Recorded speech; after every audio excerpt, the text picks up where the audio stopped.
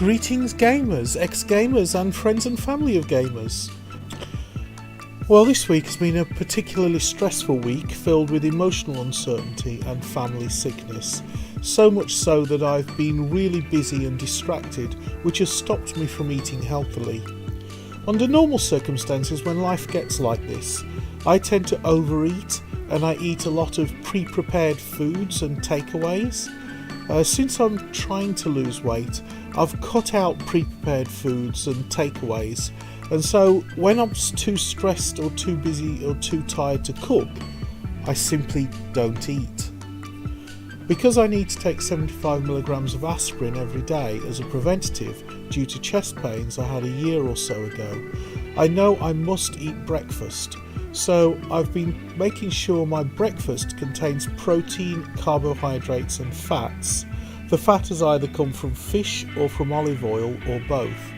Having eaten a nice balanced breakfast and then taken a vitamin pill, I just don't eat for the rest of the day.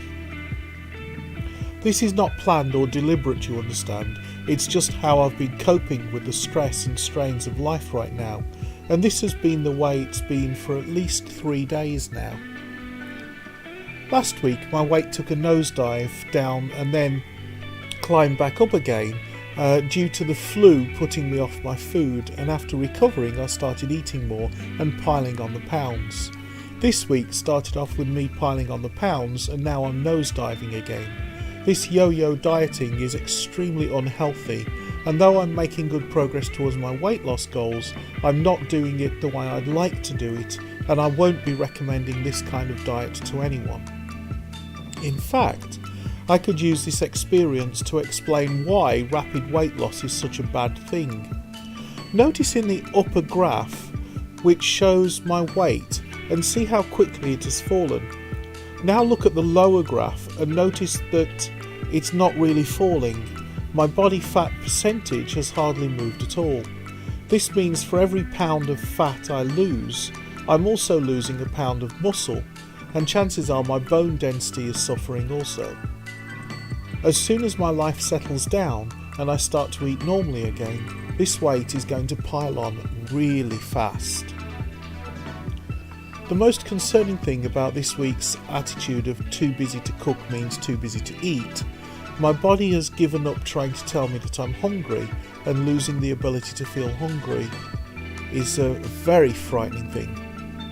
In order to avoid falling into full-blown malnutrition, I'm going to try to force myself to eat at least 2 small meals a day and up the exercise regime.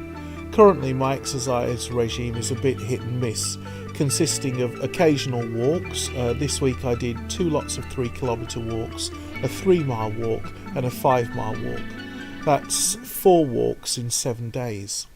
I also do some push-ups and some biceps curls, as well as sucking in my tummy and letting it out 200 times. I sometimes lie down and raise my legs to a 45-degree angle and hold that position for as long as my core can hold it. The goal is to get my core strength to a level where I can handle doing some sit-ups without giving myself a hernia. The good news is that this bad diet hasn't had time to really hurt me.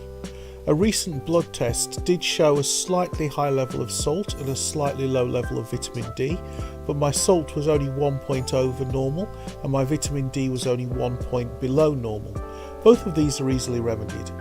The problem with being slightly vitamin D deficient is that vitamin D is essential to allow my body to absorb calcium, so loss of vitamin D can result in my bones becoming weak and brittle.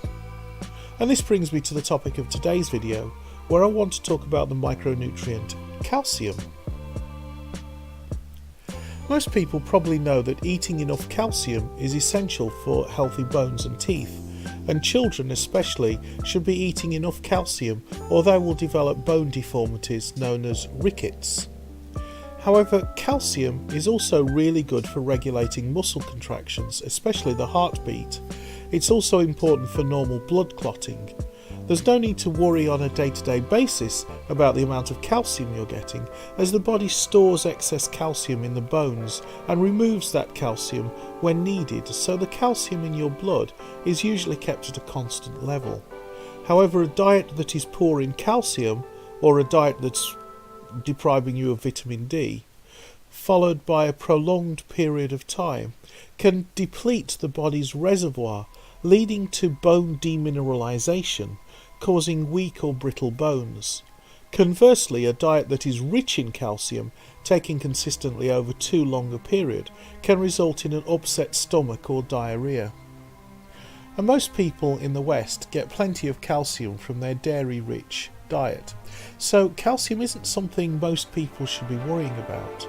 The good sources of calcium include dairy products, including milk, cheese, yogurt and eggs, cabbage, broccoli, okra, kale, soybeans, nuts, tofu and fortified cereals, and anything made with fortified flour. A healthy diet intake of calcium should be somewhere between 700 to 1,500 milligrams. Now 1,500 milligrams is 1.5 grams of calcium, and that's a lot. It would be quite hard to overdose on calcium, but it can be done if you're getting plenty of calcium from your diet and then taking supplements as well. Worse yet, an overdose of calcium can lead to an upset tummy, and many of the over-the-counter remedies for upset tummies contain, guess what? So if you have an upset tummy and the problem doesn't go away after a few days, consult a doctor rather than continuing to take over-the-counter remedies, which might be making matters worse. And that about wraps it up for this Big Fat Hairy Loser update. If you're trying to lose weight, why not let me know in the comments section what kind of diet you're following and whether or not it's working for you. But as for me, Big Fat Hairy Gamer, I'll look forward to seeing you in another video.